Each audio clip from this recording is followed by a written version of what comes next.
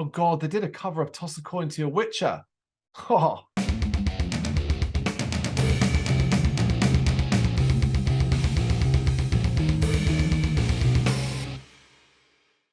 Carl and Brendan here from Games, Brains and Headbanging Live, gbhblofficial for short, and it's reaction time. And Brendan is pulling out for me to check out Mistborne's Awake. This is a band you know way more about than me. I have heard of them, probably, though, due to your most recent review. Well, I believe you gave it 10 out of 10, right?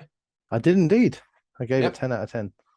I've been quite stingy with 10 out of 10s this year. I've given it a few, but this one got it. So it's a London-based band, symphonic metal. Quite heavy on the symphonic side at times, which is kind of cool, I think. You know, debut album blew me away, the fact that this was a debut album. Really? You know, just more like generally, you know, like I know this, I will sound like a dick saying this stuff, so if anyone from Mistborne's listening, apologies if you just look young, but they look young. Yep. And I listened to this thing, listened to this album, and I was like, you can't be this young releasing this as a debut. I mean, that's not right. You know, it came out on the 18th of November. Like I said, London based, so local to us, which is always kind of cool. Three-piece have been around for a couple of years, but like I mean, pretty much they've been around for like the COVID times. But they use that time to really kind of hone their craft and dedicate their time and effort to getting the orchestrations and everything like that absolutely perfect. And I think it really comes through on the album. So the album itself is a concept album, so it does, I think, work best when listened to in its entirety from end to end. And that's not to say that there aren't great songs in the middle of it, but there are songs on the album that if you take one and just I'll choose that song, it might be a bit lost on you, like, oh, why is this so melodramatic or something like that, if you haven't listened to the story building up to why this point has kind of come. And it kind of deals, I guess, with pretty common things, you know, but done in a fantastical way, which is like, you know, a world sinking into ignorance and then this kind of being, I guess, walking amongst it and, you know, reflecting on everything that's happened and what's happening and trying to find a way to offer people hope to get them to come out of their ignorant sort of state and be a bit more caring and considerate of each other, you know. That was I mean, there's a much more detailed explanation from the band, like on their socials and on the review and everything like that. But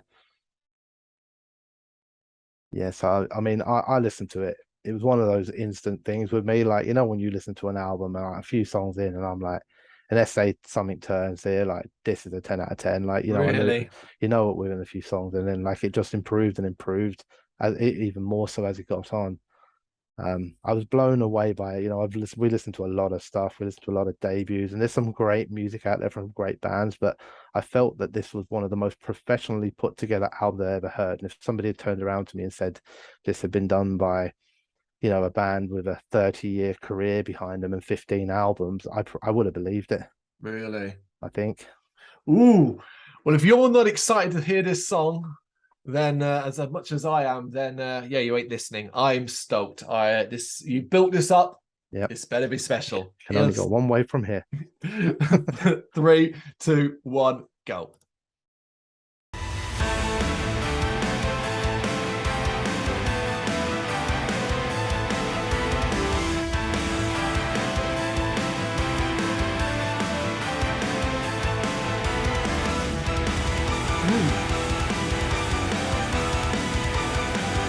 Drums good in the background there.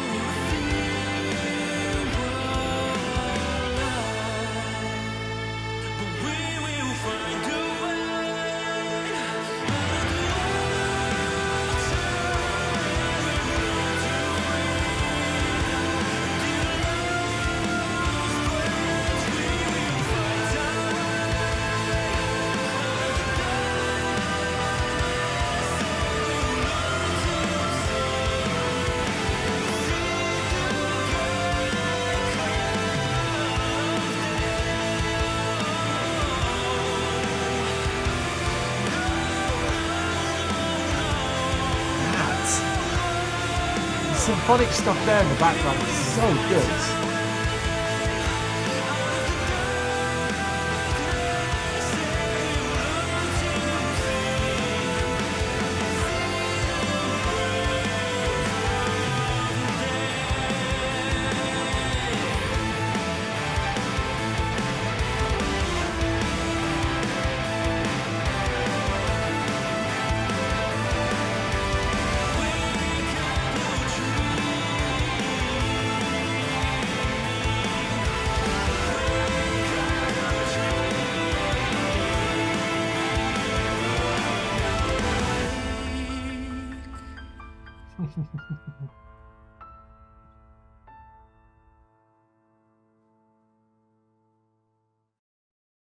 For a fucking debut. Look at Brendan showing me power ballads, man. Yeah, it's beautiful, isn't it? It is.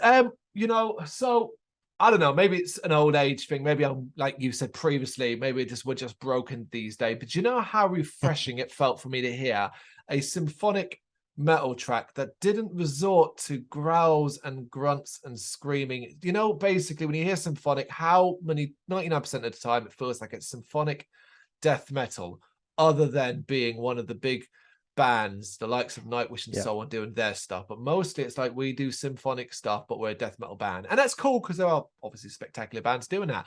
But man, it's nice to hear clean singing all the way through that track. Because I was actually wondering, are we going to hit a chorus and he's going to start growling? So I was really, really glad he didn't. Also, because his voice is fucking spectacular. That there's no dispute with that. There's a weird thing for me when he's singing the line "Wake up, you're dreaming." He goes and does that bit. Yeah. All I kept thinking of was a never-ending story. Oh no, I get what you're doing. Yeah. Yeah, you can hear it, right? No, that's not like a criticism or anything like that, because hey, never-ending story song's spectacular, but it did for some reason ring a little bit familiar to me. But listen, there are a couple of major takeaways for that. One, I noticed immediately, it is a cinematic as fuck. It's cinematic as fuck. That's symphonic, but that's cinematic. I'm not just talking about the visuals of the videos. I'm talking about how it sounds. That, to me, is the level of professionalism and effort that's gone into making that sound as smooth, as beautiful, as clarity as well. When you've got that, I mean, these symphonic elements is, as you said, and I think I understand it now, is beyond your years as a band. Pulling that out as your debut, being able to do that as your debut, it's absurd, and it screams how talented this trio are. And that's what I come to next. A trio. Didn't notice it initially, but I started to wonder, and it was only, thankfully, the visual did confirm it, but it doesn't mean anything. There's no bass in this band, or a bass guitar. And that made me go, that's why the symphonic elements are so in like control, so high and stuff like that. And knowing that and listening to that and realizing, I'm thinking that's such a cool way to do it, because you don't have those bass lines, you don't have those hooks and stuff like that. You're getting more symphonic elements into it, but it's not burying those drums and it's not burying those guitars, particularly going to the guitars. There was a point earlier on where I was like, are they not really featured? Maybe this is somewhere they're not to feature too heavily. But no, they are well layered, cleverly used, enhanced in the mix when it seems they need to be, as it gives it a little bit more robust sound, particularly when you hit that chorus elements like that. So really enjoyed that elements. But overall, I thought the drumming as well was spectacular. Early on, there was some kick drumming going on, and I was like, oh, this is going to get heavier. Well, it doesn't get heavy in the conventional sense. There's no denying there's a little bit of meat to the bones of this track. Obviously, I already mentioned the vocals. They do soar, particularly when we hit that chorus. I started to get a dreamy kind of floating sense, which I think goes quite nicely along with the theme of the song, the title being Awake, the lyrical content, particularly if you read it, it's really, really good. And the video as well related to it. Talking about those lyrics, you know, I ended up looking at them and reading them, and so I could kind of follow along. And they're really nice. They're really good. They're like really good lyrics, like in regard, I don't know the concept part of the album as you described in itself, but just reading this, I was like, as a standalone song, you know, we'll find a way out of the water, we will learn to breathe until the last breath, we'll fight our way out of the darkness, and we will learn to see, we'll see the break of day. That can be used in a wide array of contexts and apply to a lot of different things if you just want that, say, that specific part. And I kind of thought that was really, really cool. What else did I have? Nope, that was it. Oh, and the video. I thought the video was cool. A little bit unusual. And I'm sure it probably ties into a bigger, grander scheme picture in regards to the theme, the concept of the album that you described. But as a standalone thing, I thought it looked pretty good. Again, it showed a professional level of value that this band clearly has. I thought it was a great track.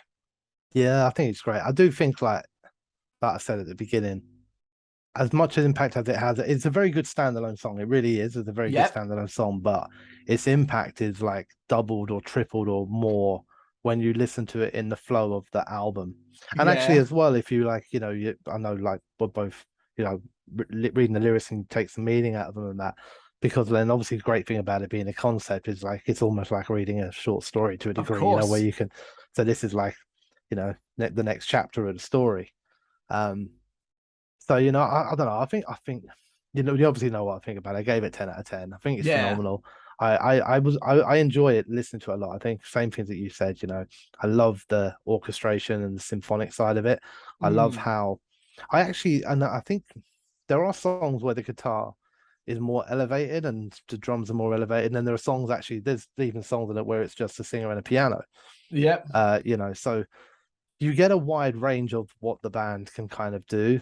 So I think when they do things like in this song where the guitar is almost mostly back in the same mix as the orchestration, becoming an additional instrument in that. And I think the vocals really lead this song, maybe the vocals and the drums for the most part. But you can get away with that if you can sing like well. And I find him very, very easy to listen to. Yes. Like really, really, like you said, you kind of dreamy and like, but just a nice, clean voice just works so well with this song. I know it sounds like a stupid thing to harp on about. I was blown. Like, this is a 3-piece from London, young band, debut album, and it's like it excites the fuck out of me for like what these guys could go on to achieve, if they carried on with an output like this. And like, this is London as well, man. So fingers crossed we get an opportunity to see them live. I was thinking, I was like, oh, do you know what these should be? These get them on the Next Day Only fest, mate. Perfect for that kind of symphonic operatic scene, isn't it? But anyway, either way, I was like, it's kind of cool anyway when you see a band from like relatively local area and that. But then when the output came in, I remember listening to it through and then like going back and checking things, like trying to find out about the band members, like were they all like 50 years old and had done 40 years experience in other bands? Like, I couldn't quite fathom. Because like you said, it's so well, it's not just that the music is great and the singing's great and all that. Like, it's very well produced, it's very well mixed, the videos have a quality to them that seem to bounce above most debut albums you hear when they're a local band as such. So, and I also think, like, and I don't mean this in any weird way or anything like that, but it has like a European kind of quality to it. It feels like a big European symphonic metal band's album, which I think as a respectful way. Yeah, because there's a strong argument that we don't always in the UK produce like top tier symphonic bands. There are many great symphonic bands. It's not so we know many of them. Brennan just mentioned a festival based around one such fantastic band. But when you do think of big symphonic metal bands, rock bands and stuff like that, we aren't looking in the UK. You tend to be looking further afield into the European or even some of the Americans as well, the likes of Temptation. Temptation American, aren't they? Correct me if I'm wrong in the comments. I probably am wrong, but I don't care about Temptation, so because of fuck. That's just an incredible choice. It's I was excited for that, like I said, because you kind of sold it as such, but I also knew you'd given it 10 out of 10. I do read your stuff. So I do pay attention to that. What do you guys reckon? You got any thoughts on this one? You know what to do. Let us know in the comments. Thank you very much for watching. If you liked what you saw, please help us out by giving us a thumbs up and hitting that subscribe button. If you really liked what you saw, consider donating to keep the website and channel running by buying us a coffee via our coffee page or picking up some merch from our Big Cartel store. You can check us out on gbhbl.com as well as via our social media, Facebook, Instagram and Twitter, as well as listen to our interviews via SoundCloud, Apple Music and Spotify. Just search for GBHBL. Games, horror and heavy metal. What else is life for?